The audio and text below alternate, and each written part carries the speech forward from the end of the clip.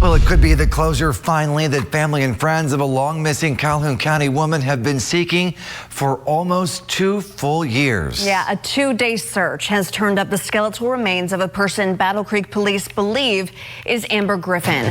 For an update on this breaking news that we have been following for days now, we're heading live to Battle Creek. Our Maria Serrano is live outside Friends Bar, which turns out to be the last place one of Griffin's friends ever saw her. Maria. That's correct. One of Griffin's closest friends says she last saw Griffin here at Friends with her sister. Another friend that we spoke to tonight said she last saw Griffin at a gas station, gave her a big hug 2 months before she disappeared. Had like a bubbly personality. She loved to laugh, joke around. We joked a lot. Laughed a lot. That's how close friends are remembering Amber Griffin tonight after police believe to have found her human remains. In this News Channel 3 drone video, you can see a canine cadaver dog and an excavator searching for her body in the woods off Wabaskin Road. This is one of the 2 end results that we were looking for. And results that also include putting Griffin's boyfriend behind bars. Derek Horton led police to what appears to be her grave, the key condition for a plea deal he accepted while on trial for Griffin's murder. I think we're all under the impression that he fulfilled his side of the plea bargain. Griffin had been missing since June 2020. Police say Griffin was last seen at a party in this house that is now burnt down on Oneida Street. A 911 call was made from Griffin's phone that night. 12 hours later, police say Horton bought a shovel at a Battle Creek hardware store. Officers found the receipt for that shovel while searching a different area of Wabaskin Road days after Griffin's disappearance. They also found drag marks near a trail and a pair of women's pants with Griffin's blood on them. Dozens of searches in Calhoun County leading to no results for almost 2 years. So we actually had 2 MSP cadaver dogs that came and assisted, and they've assisted us numerous times. This time, finding what is likely her remains. It's been a long ordeal for police and Griffin's mother. She's happy. She's happy that she was found, but she's still very emotional. Tonight, Griffin's friends say they're remembering her and she will be missed. She definitely loved her children. She loved children all around her even before she had children. She was really close to her family. We love her. Yeah. We're going to miss her, but we will keep her memory alive.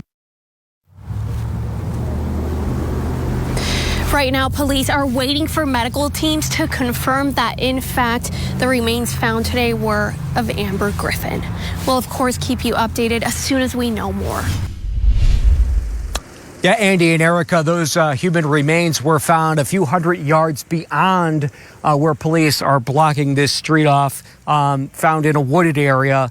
This marks the end of a nearly 2-year search for Amber Griffin, a mother of 2. She was last seen alive with her boyfriend at a June 2020 house party less than a mile from here. Police say this area is one they've searched before.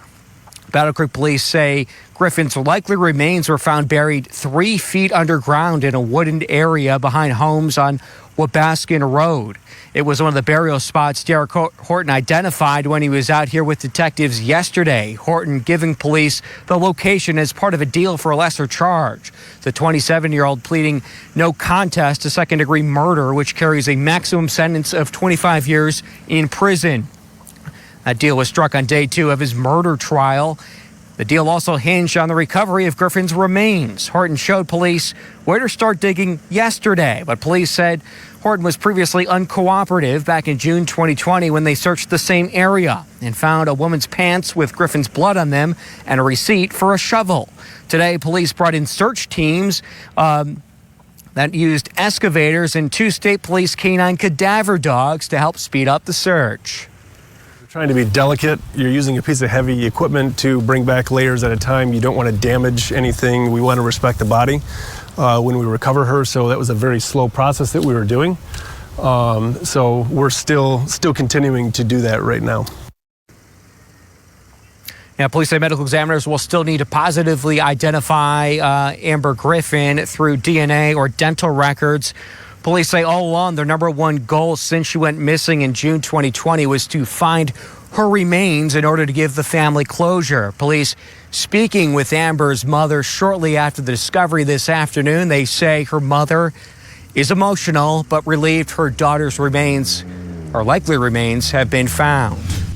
This morning, we have an update to an alert we first brought you last week. Back on February 17th, Abbott Nutrition recalled certain baby formulas made at its facility in Sturgis.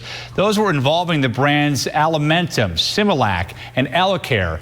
The FDA reports 5 children have gotten sick after drinking these formulas and 2 have died. This week, the company expanded this recall to include another brand of Similac formulated with lowered mineral intake after it learned the most recent child who died had consumed it. The FDA says the child had an infection and the formula may have been a contributing factor in the child's death. News Channel 3's Lexi Petrovich is live in studio this morning after talking with pediatric health experts on what parents can do amid this supply shortage and dangerous recall. Lexi. Kirk, Laura, that's right. And it's a scary time for parents right now as we learn more about these recent developments. The shortage coupled with recalls forcing parents to travel dozens of miles away from their local stores to find the baby formula their kids need. We've heard from some of you parents as you try to figure out what can be done to keep your kids healthy and fed at a time that it's becoming increasingly difficult to find common formula brands.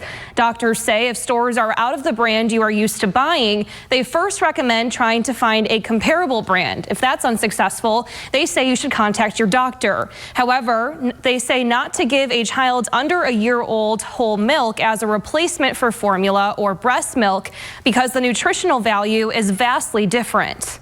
So a baby that has especially cow's milk before 12 months, the digestive system is not fully developed before 12 months. And so if we use cow's milk, it can cause micro tearing of the gut. But just in general, because a lot of the pureed foods, they're not going to have that level of fat and protein, which is really the key component that we see within the breast milk or the formula, kind of that milk-based diet that most babies have. Those risks are going to fall into growth delays, developmental delays, and just, general health. Honestly, because obviously you want to make sure that you're boosting nutrition to be able to maintain things like your immune system. If you have mixed other liquids or food items with your baby's formula, look for symptoms like a fever, vomiting, or blood in the stool. All of those can be signs that your child may be getting sick. Bronson Healthcare also has a mother's milk bank where they collect and distribute donated human milk. Recently, they've seen a slight increase in their inquiries due to the formula recall. However, Bronson only uses that milk for infants in their neonatal intensive care unit.